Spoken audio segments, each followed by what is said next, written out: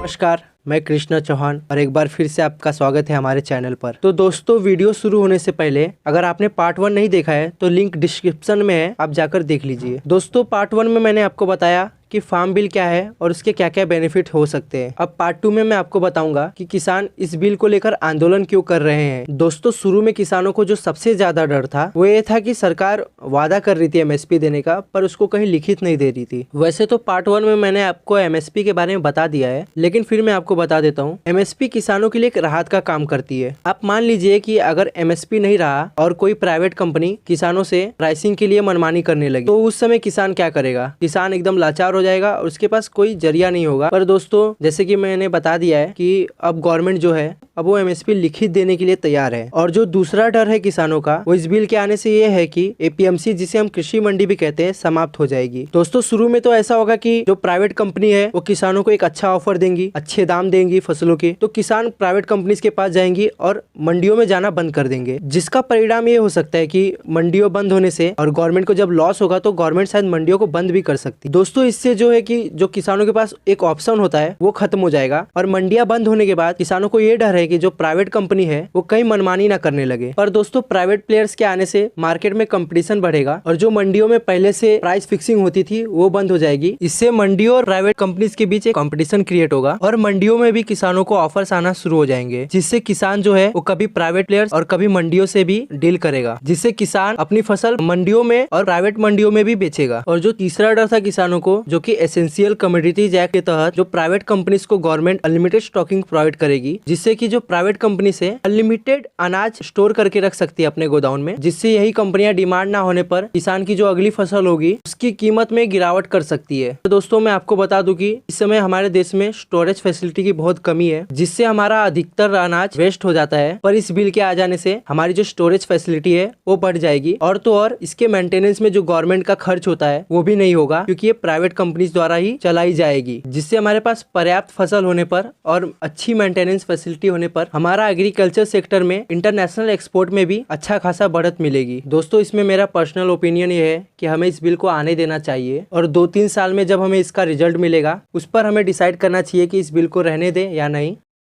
लेकिन सवाल ये उठता है कि इस बिल को लेकर किसानों के अंदर झूठे भ्रम क्यों पैदा किया जा रहा है। दोस्तों, 31 दिसंबर 2020 की एक रिपोर्ट के हिसाब से इस आंदोलन के कारण हमारे देश को लगभग 70,000 करोड़ रुपए का लॉस हुआ था।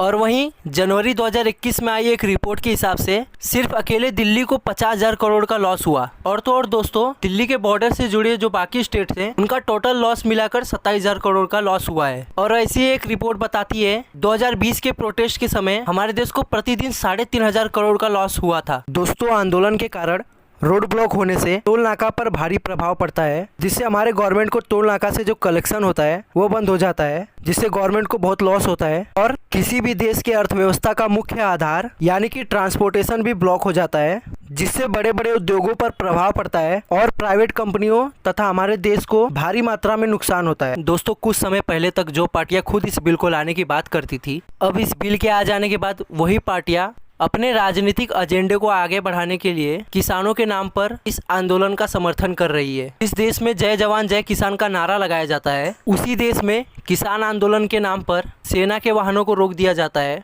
जिस देश का आम नागरिक अपने अन्नदाता यानी कि किसानों की इतनी इज्जत करता है, उसी अन्नदाता के नाम पर एम्बुलेंस तक को रोक दिया जाता है। वो प्रोटेस्ट और वो आंदोलन शांतिपूर्ण कैसे हो सकता है और उस आंदोलन से हमारे अन्नदाता और हमारे देशवासियों का भला क्या भला हो सकता है। दोस्तों, आज के लिए बस इतना ही। मिलता हूँ आपसे अगले वीडियो में। दोस्तों, आप खुद डिसाइड करिए कि क्या सही है क्या गलत है और कमेंट सेक्शन में अपनी राय देना ना भूलें। अगर आप मेरी बात से सहमत हैं तो वीडियो को लाइक और शेयर करिए और हमारे चैनल को सब्सक्राइब करिए। और वीडियो को अंत तक देखने के लिए आप सभी का धन्यवाद। जय हिंद।